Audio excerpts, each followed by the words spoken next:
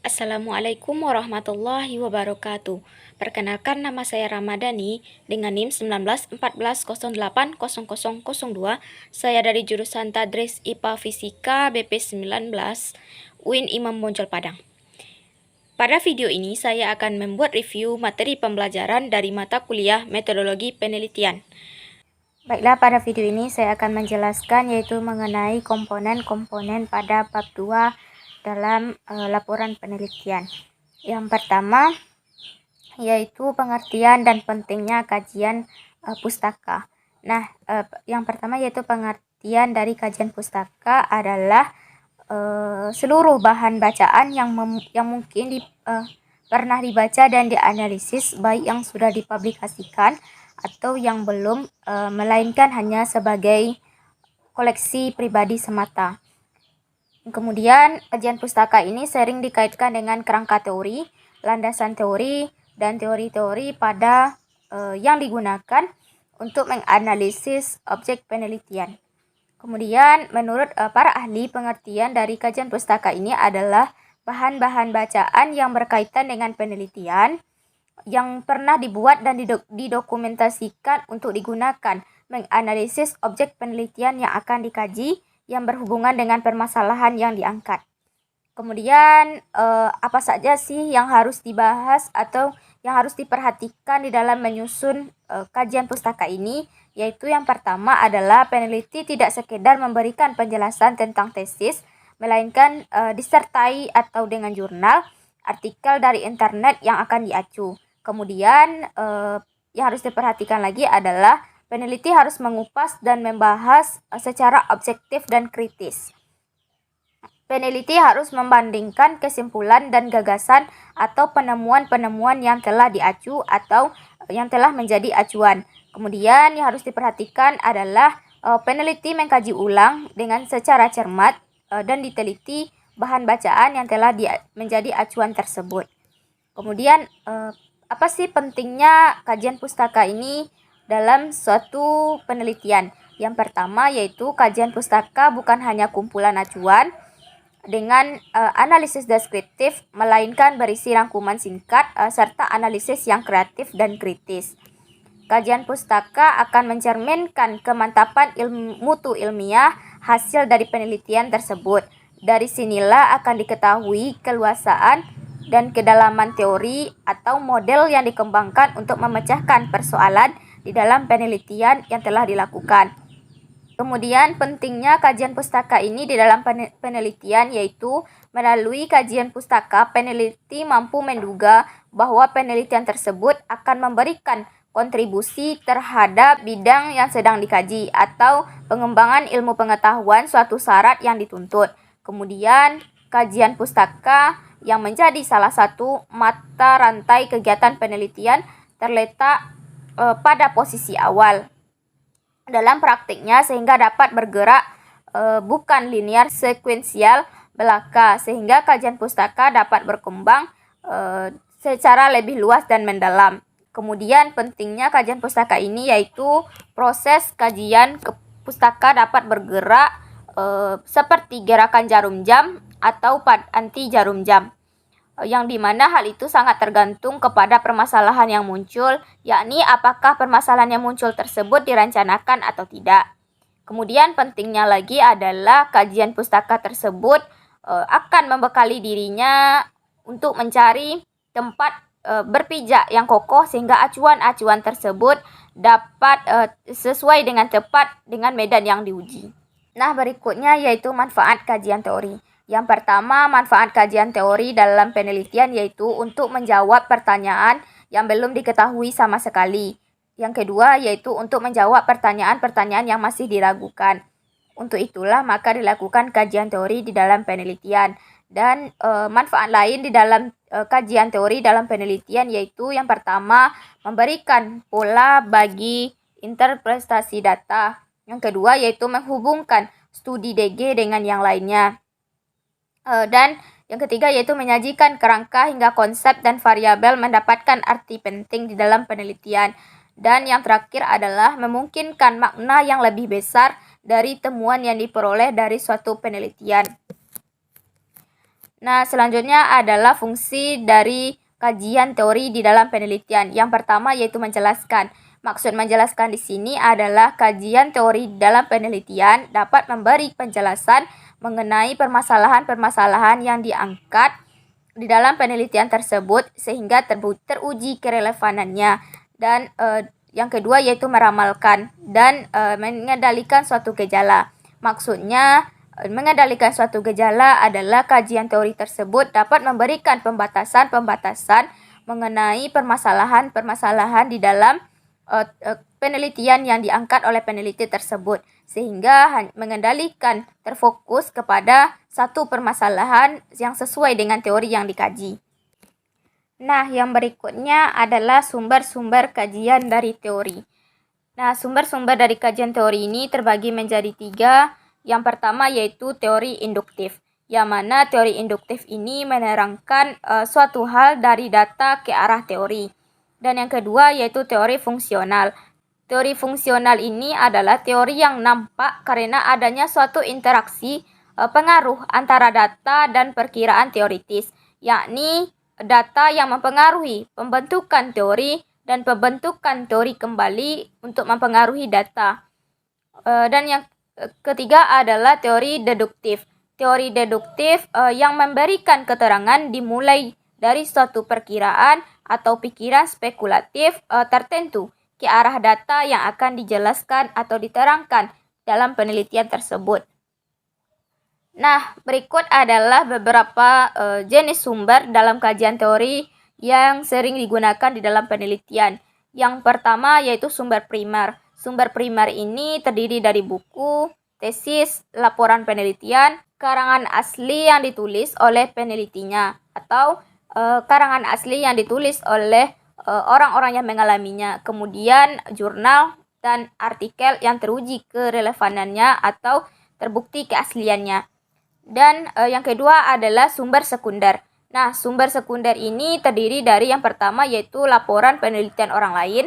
Perbedaan antara tulisan atau karangan yang ditulis pada sumber sekunder dan sumber primer yaitu jika tulisan atau karangan tersebut ditulis oleh orang yang mengalami secara langsung, maka itu termasuk kepada sumber primer. Sedangkan jika orang tersebut menulis namun bukan dia yang mengalaminya atau didapatkan dari orang lain, maka termasuk kepada sumber sekunder. Nah, yang terakhir adalah yang termasuk kepada sumber sekunder adalah website, yaitu seperti blog-blog pada internet ataupun HTTP atau HTTPS pada Google yang diperoleh melalui jaringan internet. Nah, berikutnya adalah sumber tersier. Sumber tersier ini terbagi menjadi 3. Yang pertama yaitu abstrak, yang diperoleh dari abstrak suatu laporan penelitian atau indeks, dan biografi. Berikutnya adalah bagian-bagian penelitian yang membutuhkan kajian pustaka. Yang pertama yaitu kajian teori. Kajian teori ini membutuhkan kajian pustaka untuk menjelaskan teori-teori pendukung yang digunakan di dalam penelitian tersebut. Kemudian yaitu teknik penganalisaan data juga membutuhkan kajian pustaka yang digunakan sebagai pendukung atau yang digunakan sebagai pedoman dalam penganalisaan data yang diperoleh di lapangan. Kemudian kesimpulan dan saran dan metode pengumpulan data. Nah, berikutnya adalah cara mengkaji bahan pustaka. Yang pertama yaitu analisis perumusan masalah. Analisis perumusan masalah ini terdiri dari konsep atau variabel dan memberikan petunjuk terhadap kepustakaan. Kemudian mencari dan membaca sumber sekunder. Mencari dan membaca sumber sekunder terdiri dari yang pertama yaitu memberikan ikhtisar singkat mengenai topik yang dibahas. Dan yang kedua yaitu membantu peneliti untuk mengatasi masalah sehingga lebih tepat dan lebih relevan sesuai dengan pokok permasalahan yang dibahas. Kemudian memilih sumber preliminary yang sesuai. Maksudnya yaitu yang pertama terdiri dari abstrak atau indeks dan membantu peneliti untuk mendapatkan informasi. Kemudian mengorganisasikan catatan, yaitu kronologi kesamaan wawasan terhadap permasalahan dan disusun berdasarkan gagasan yang tepat yang meliputinya. Dan selanjutnya adalah menulis tinjauan, yaitu mengutip dari hasil penelitian, memberikan teori dan praktek yang relevan dengan masalah yang diangkat pada penelitian tersebut. Dan kemudian yang terakhir adalah membaca sumber primer yang terkait dengan teknik dengan permasalahan yang terdapat pada penelitian, yaitu dengan membaca dan menulis dari hasil analisis singkat. Kemudian terkait dengan masalah atau kartu bibliografi. Nah, berikut adalah langkah-langkah yang digunakan di dalam teknik menyusun bahan pustaka, yaitu yang pertama, membuat ringkasan literatur secara lengkap berdasarkan peta literatur yang sesuai dengan urutan dan keterkaitan topik dari setiap variabel penelitian. Yang kedua yaitu membuat kajian pustaka dengan menyusunnya secara tematis berdasarkan teori-teori dan konsep panjang yang berkaitan dengan konsep topik dan variabel penelitian. Dan yang ketiga yaitu kemukakan pandangan umum tentang topik penelitian yang dilakukan berdasarkan literatur yang ada dan jelaskan orisinalitasnya dan pentingnya topik penelitian yang akan dilakukan dibandingkan dengan literatur yang sudah ada. Kemudian, mulailah dengan mengidentifikasi kata kunci topik penelitian untuk mencari materi, referensi, dan bahan pustaka yang terkait dengan permasalahan yang diangkat pada penelitian tersebut. Kemudian, membaca abstrak, laporan-laporan hasil penelitian yang relevan bisa didapatkan dari sumber perpustakaan, jurnal, buku, atau proceeding. Dan yang terakhir adalah membuat catatan hasil bacaan dengan cara membuat peta literatur, urutan dan keterkaitan topik penelitian, dan referensi bibliografi secara lengkap. Nah, berikutnya adalah tahapan penyusunan kajian teori atau kajian kepustakaan. Yang pertama yaitu cara penyajian kajian pustaka. Terdiri atas dua. Yang pertama yaitu sesuai dengan tahun penelitian. Langkahnya yaitu dengan disajikan secara kronologis dengan pertimbangan bahwa aspek kesejarahan memiliki makna tertentu dalam menentukan objektivitas penelitian seperti yang dilakukan dalam berbagai analisis persepsi masyarakat.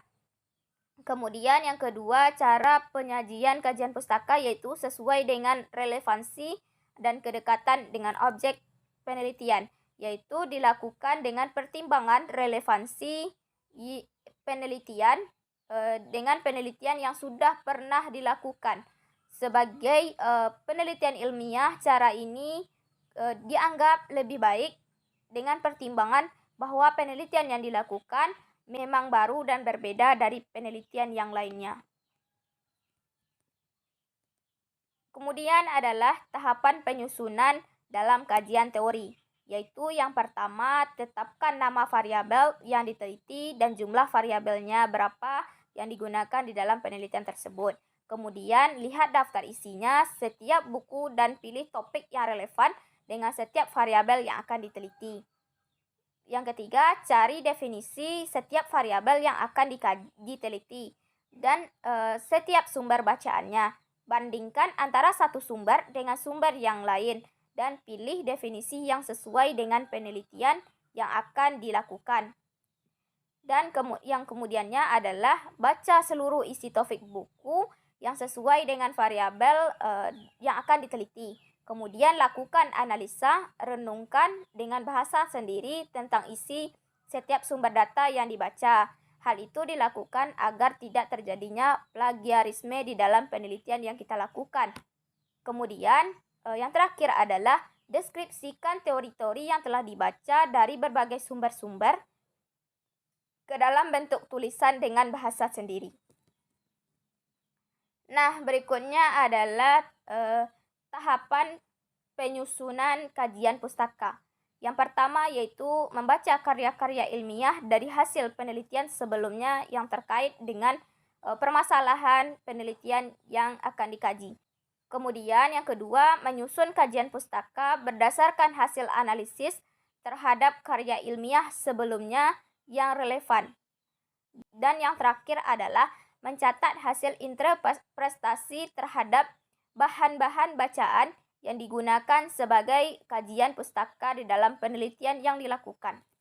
Nah, berikutnya adalah variabel dan indikator penelitian. Yang pertama yaitu pengertian dari variabel. Variabel merupakan indikator terpenting yang menentukan keberhasilan penelitian, sebab variabel penelitian merupakan objek penelitian atau yang menjadi titik perhatian dari suatu penelitian. Dan jenis dari variabel penelitian ini terbagi menjadi dua, yaitu yang pertama variabel terikat atau yang disebut dengan variabel dependen, dan variabel bebas yang disebut dengan variabel independen. Nah, variabel dependen atau variabel terikat adalah variabel yang tergantung dengan variabel yang lainnya. Kemudian variabel bebas adalah variabel yang tidak memiliki ketergantungan terhadap variabel yang lainnya. Berikutnya yaitu pengertian dari indikator penelitian. Indikator penelitian adalah didefinisikan sebagai variabel-variabel penelitian yang dapat menunjukkan ataupun mengindikasikan kepada penggunanya tentang sesuatu kondisi tertentu, sehingga dapat digunakan untuk mengukur perubahan yang terjadi. Kegunaan dari indikator penelitian ini yaitu digunakan sebagai dasar untuk melihat perubahan pada objek yang akan diteliti di dalam penelitian tersebut. Selanjutnya yaitu indikator dalam pengukuran penelitian. Yang pertama yaitu harga atau dilambangkan dengan X1 dan kualitas produk dilambangkan dengan X2 serta promosi dengan X3. Merupakan salah satu contoh dari indikator pengukuran dari penelitian. Berikutnya yaitu cara menyusun kerangka berpikir. Nah, yang pertama adalah pengertian kerangka berpikir. Kerangka berpikir adalah suatu diagram yang menjelaskan secara garis besar alur logika berjalan sesuai dengan penelitian.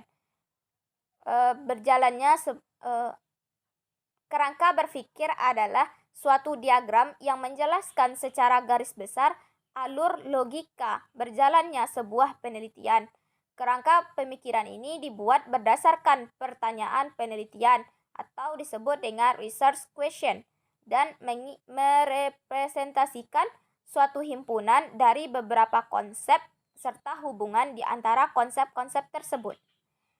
Kerangka berpikir juga disebut merupakan panduan logis yang akan diterapkan oleh peneliti di dalam proses penelitiannya.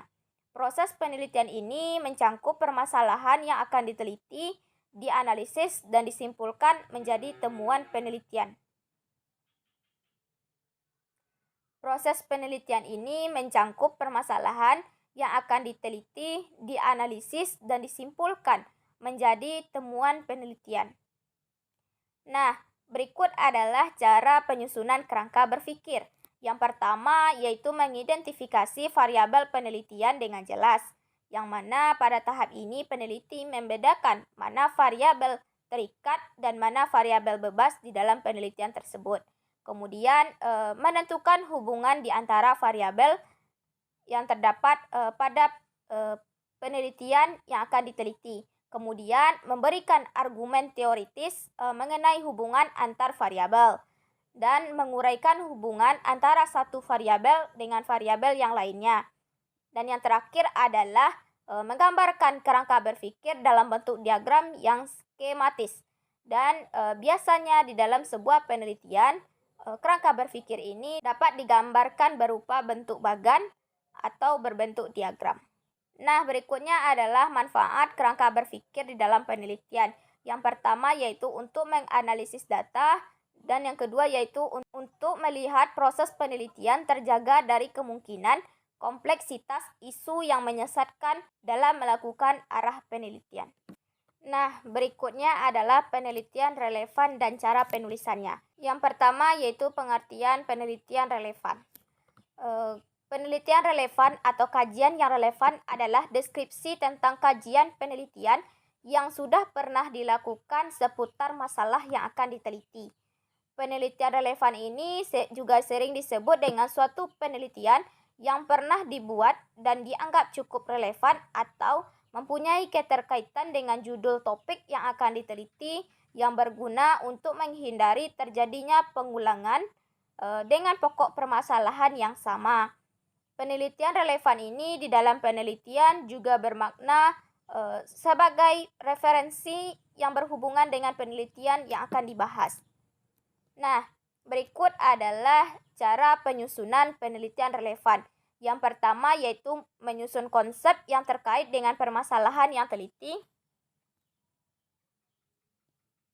Yang kedua, mencari sumber terkait dengan permasalahan yang pada penelitian. Kemudian menentukan hasil rumusan penelitian terdahulu dan tarik kesimpulan dari penelitian terdahulu atau yang disebut dengan penelitian relevan. Unsur apa saja yang terdapat pada penelitian terdahulu namun ada pada penelitian yang akan dilakukan, yaitu yang pertama judul, yang kedua latar belakang, yang ketiga rumusan masalah, dan keempat yaitu ruang lingkup penelitian, tujuan penelitian, tinjauan pustaka, landasan teori, hipotesis, dan cara penelitian, serta jadwal penelitian. Berikutnya adalah manfaat penelitian yang relevan. Yang pertama yaitu mengetahui bangunan keilmuan terkait dengan permasalahan yang diteliti yang telah dibuat oleh orang lain atau peneliti lainnya. Dan yang kedua yaitu menggambarkan secara jelas perbedaan penelitian yang akan dilakukan dengan penelitian yang lain yang telah ada sebelumnya, sehingga terhindar dari plagiarisme dan penjiplakan. Dan manfaat dari penelitian relevan ini yaitu memperkuat atau mendukung kekuatan penelitian yang dilakukan dengan adanya referensi ilmiah lain yang menjadi relevansi dengan penelitian yang dilakukan. Nah, berikut adalah contoh dari penelitian relevan. Dalam penulisan penelitian relevan memiliki persamaan dan perbedaan dengan penelitian yang akan dilakukan. Nah, berikutnya adalah hipotesis di berbagai jenis penelitian. Yang pertama yaitu pengertian dari hipotesis. Hipotesis pada umumnya diartikan sebagai jawaban atau dugaan sementara dari masalah pada suatu penelitian. Hipotesis ini disusun pada jenis penelitian inferensial, yakni pada penelitian dengan menggunakan pendekatan kuantitatif yang bertujuan untuk menguji persoalan atau permasalahan yang diteliti tersebut. Kemudian adalah ciri-ciri dari rumusan hipotesis, yaitu dinyatakan di dalam bentuk pernyataan, deklaratif statements, bukan pada bentuk kalimat tanya. Penelitian harus konsisten, tidak berubah-ubah mengenai isi hipotesisnya. Kemudian di dalam penelitian eksperimen, hipotesis berisikan pernyataan mengenai efektivitas, perbedaan atau pengaruh dari suatu variabel ke variabel yang lainnya. Hipotesis ini harus dapat diuji kebenarannya dan dapat ditentukan benar atau salahnya hipotesis tersebut. Kemudian adalah macam-macam hipotesis. Yang pertama yaitu hipotesis tanpa arah. Maksudnya adalah hipotesis yang berisikan pernyataan hanya mengenai adanya hubungan atau hanya ada perbedaan tanpa menjelaskan arah hubungan di antara variabel yang diteliti. Kemudian yang kedua adalah hipotesis searah, yang dimana hipotesis searah ini adalah pada umumnya disusun sebagai pernyataan yang menunjukkan arah hubungan atau perbedaan dari dua variabel yang diteliti. Nah, berikut adalah cara merumuskan hipotesis. Yang pertama yaitu berpikir deduktif. Berpikir deduktif tekniknya yaitu membaca, menelaah ulang, atau mereview teori atau konsep-konsep yang dibahas mengenai variabel-variabel penelitian beserta hubungannya dari variabel-variabel tersebut. Dan yang kedua adalah dengan berpikir induktif, yaitu dengan membaca dan mereview hasil atau temuan-temuan penelitian terdahulu yang relevan dengan penelitian permasalahan yang akan diteliti.